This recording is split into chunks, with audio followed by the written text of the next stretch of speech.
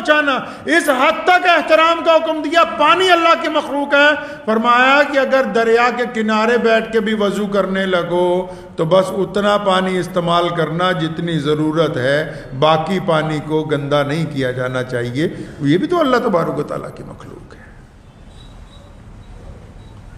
ہمارے ہاں تو جو زندہ مخلوق ہے جن کو ہم انسان کہتے ہیں, جو ہمارے ساتھ چلتے پھرتے ہیں, ہم ان کی رعایت نہیں کرتے, ان کے ساتھ زیادتی کرنے کی کوشش کرتے ہیں. کوئی مالک سوچتا ہے اپنے مزدور کے جتنے پیسے مار سکتا ہوں مار لو. نوکر سوچتا ہے کہ مالک کی جتنی ٹھگی ماری جا سکتی ہے مارو. میاں بیوی سوچتے ہیں ماں باپ کو جتنا گمراہ کر سکتے ہیں کرو. پڑوسی سوچتا ہے پڑوسی کا جتنا نقصان کر سکتا ہوں کرو. تو یہ جو لوگ خدا کی مخلوق کا نقصان بنانے کا پروگرام بنا کے بیٹھے ہیں, یہ جن لوگوں نے ارادہ کیا ہے کہ اللہ کی مخلوق کو تنگ کرنا ہے, جو یہ سمجھتے ہیں کہ خدا تبارک و تعالیٰ کی پکڑ نہیں آئے گی, لیکن جب پھر وہ پکڑتا ہے تو کچھ چھڑواتا کوئی نہیں, وہ پکڑ لیتا ہے تو چھڑواتا کوئی نہیں ہے. جو لوگ مخلوق کے ساتھ ظلم کرتے ہیں, زیادتی کرتے ہیں, غنڈہ گردی کرتے ہیں, پھر ان کا وقت آ جاتا ہے, پھر ایسے لوگ ان پہ مسلط ہو جاتے ہیں جو اس کا ایک ایک چیز کا حساب لیتے ہیں, تو پھر پچھتاتے ہیں کہ کاش ہم نے ظلم اور زیادتی نہ کی ہو. ایک واقعہ میں نے اکثر پہلے بھی آپ کو ایک دو مرتبہ سنایا کہ ملا رومی نے حکایتیں میں لکھی. حکایتیں کہتے ہیں جو کہانیاں بنائی جاتی ہیں.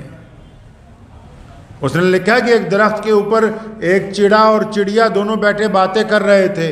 تو چڑیا نے دور سے ایک بندے کو دیکھا, بڑا خوبصورت بندہ, چہرے کے ساتھ لگتا تھا دیندار ہے, بڑھیا آدمی ہے. تو چڑیا نے چڑے کو کہا کہ مجھے تو ایسا لگتا ہے کہ وہ بندہ آ رہا ہمیں نقصان نہ پہنچا دے.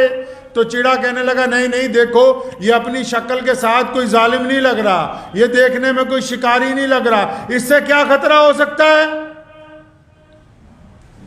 اس کے ہاتھ میں تیر کمان نہیں ہے. دور سے ذرا دھیان سے دیکھو کہ اس کے کپڑے بھی ویسے نہیں ہیں شکاریوں جیسے. کوئی بات نہیں, ہم لوگ آپس میں یہاں سے اڑنے کی ضرورت نہیں ہے, یہ گزر جائے گا. ابھی بات ہی کر رہے تھے کہ ایک تیر آیا, وہ چڑے کے لگا اور اپنے ساتھ ہی چڑے کو لے گیا. چڑیا نے جا کے بادشاہ وقت کی عدالت میں مقدمہ کر دیا کہ فلاں آدمی نے میرے چڑے کو مارا ہے. جب عدالت لگی, گواہ بلائے گئے, ثابت ہو گیا کہ واقعی اس بندے نے چڑے کو مارا. تو بادشاہ نے چڑیا سے پوچھا تھا کہ اس بندے کو کیا سزا دینی ہے, کیا اس کو بھی مار دیں تیر مار کے.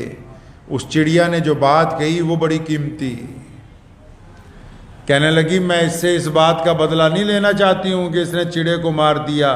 بادشاہ صاحب ہم دونوں میاں بیوی جب بیٹھ کے اسے دیکھ رہے تھے تو دور سے یہ ہمیں کوئی دنیا دار بندہ لگا, دور سے کوئی اچھا بندہ لگا, دور سے دیکھنے میں اللہ والا لگا, دور سے دیکھنے میں تو اس کے کپڑے جو تھے ہمیں ایسے لگے جیسے پیروں فقیروں کے ہوتے ہیں, یہ دور سے دیکھنے میں تو بہت بڑا ولی لگ رہا تھا. لیکن اچانک اس نے اپنی چادر اتاری, چھپا ہوا تیر کمان نکالا اور تیر مار دیا. بادشاہ صاحب میں یہ اب چاہتی ہوں کہ ایک قانون بنایا جائے کہ جو شکاری ہے وہ شکاریوں والے کپڑے پہنے, تاکہ کوئی دیکھ کے دھوکہ نہ کھا سکے کہ یہ بے ایمان آدمی جو ہیں وہ دوسروں کو بھیس بدل کے دھوکہ دے جاتے ہیں. یہ طے ہونا چاہیے. شکاری شکاریوں والے کپڑے پہنے, پولیس پولیس والے کپڑے پہنے, ایماندار ایمانداروں والے پہنے, تاکہ ان کے کپڑوں سے ان کا کردار طے ہوتا ہے. سفید لباس میں اگر کوئی ڈاکو بن جائے گا تو اس کا مطلب وہ اپنی قوم کو دھوکہ دے رہا ہے. سفید لباس پہ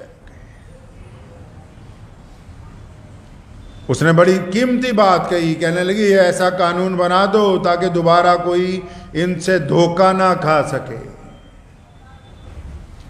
تو جو ہم کپڑے پہنتے ہیں, چاہے آپ ہوں چاہے کوئی بھی بندہ ہو, اگر آپ کے کپڑے ڈاکوؤں جیسے نہیں ہیں تو آپ کو پھر ڈاکو بننے کا کوئی اختیار نہیں ہے، تاکہ دوگلا بندہ اللہ تبارک و تعالیٰ کو پسند نہیں ہے۔ ہم توحید میں دوگلا پن برداشت نہیں کرتے، فرمایا اللہ وحدہ لا شریک ہے۔ ہم ختم نبوت کے عقیدے میں دوگلا پن برداشت نہیں کرتے، فرمایا محمد رسول اللہ آخری نبی ہیں۔ ہم اسلام میں دوگلا پن برداشت نہیں کرتے، قرآن پاک ہماری کتاب ہے۔ ہم بیت اللہ میں دوگلا پن برداشت نہیں کرتے، خانہ کعبہ ہی ہمارا قبلہ ہے۔ تو پھر اپنے کام میں دوگلا پن کس طرح برداشت کیا جا سکتا ہے؟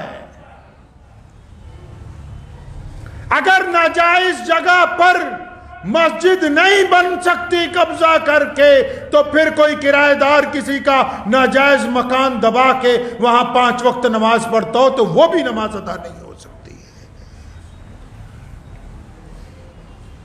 مسلمان ہو، دوگلا بھی ہو، یہ دو چیزیں اکٹھی نہیں ہوتی۔ بزدل بندہ دوگلا ہوتا ہے، بزدل بندہ بے ایمان ہوتا ہے، اور اسلام نے واضح طور پہ لکھا کہ ایمان والے سینے کے اندر دو چیزیں جمع نہیں ہو سکتی، ایک ایمان جمع نہیں ہو سکتا، ایک بزدلی جمع نہیں ہو سکتی۔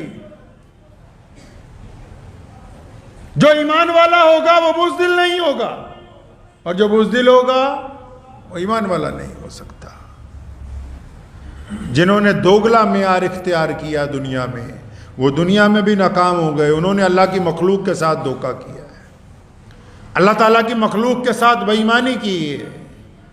رسول اللہ صلی اللہ علیہ وسلم کا حکم ہے مخلوق کے ساتھ محبت کرو۔ اللہ تبارک و تعالیٰ خود کہتے ہیں کہ جو مجھ سے محبت کرتا ہے اس کو چاہیے رسول اللہ کی اطاعت کرو۔ رسول اللہ چاہتے ہیں کہ جو رسول اللہ سے محبت کرتا ہے اس کو چاہیے اللہ کی مخلوق کے ساتھ محبت کرے۔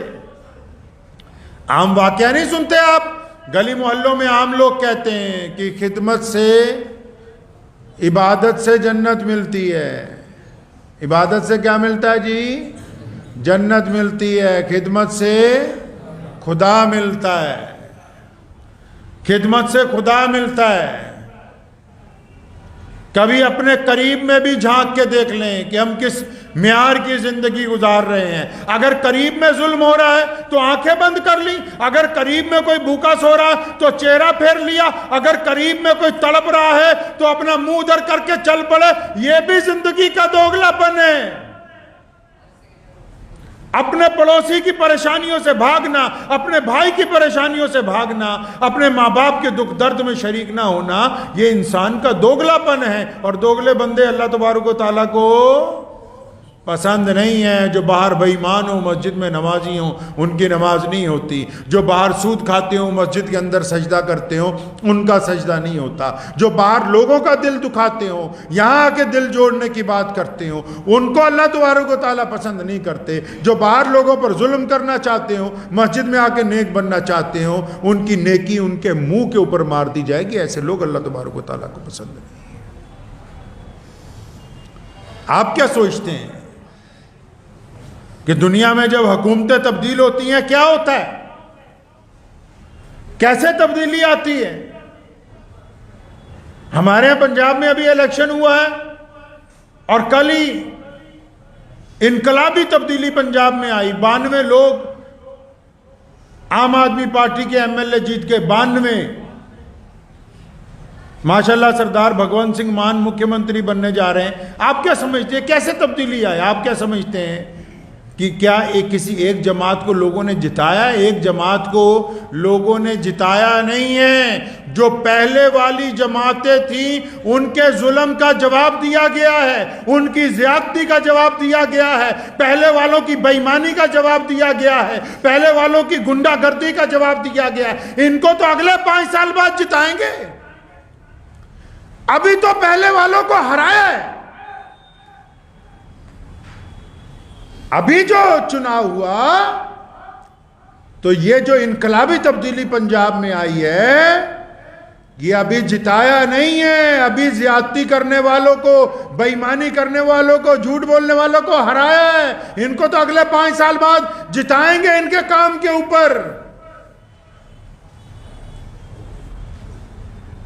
نظریات کو دیکھیں، لوگ کیا چاہتے ہیں۔ فرمایا آواز خلق خدا کا نکارہ ہوتی ہے۔ لوگ کیا چاہتے ہیں؟ کوئی چاہتا ہے کہ اس کی بے عزتی ہو؟ کون چاہتا ہے کہ اس کا حق مار دیا جائے؟ کون چاہتا ہے کہ دکھ تکلیف میں اس کا ساتھ نہ دیا جائے؟ پیارے نبی حضرت محمد رسول اللہ صلی اللہ علیہ وسلم نے بڑا اعلیٰ معیار قائم کیا ہے کائنات کے اندر. یہ انسانوں کے اندر جو برابری رسول اللہ صلی اللہ علیہ وسلم نے عطا کی ہے، اور یہ جو حلال اور حرام کی تمیز انسانوں کو عطا فرمائی ہے، یہ پاکی اور ناپاکی کے اندر جو فرق پیدا کیا، یہ بڑے اور چھوٹے کے درمیان جو مضبوط رشتہ قائم کیا، یہ ماں باپ کی جو قدر و قیمتیں قائم کی ہیں، یہ چیزیں ہی تو ہمیں دوگلے پن سے روکتی ہیں، ہمارے معیار کو ایک اچھا انسان بناتی ہیں.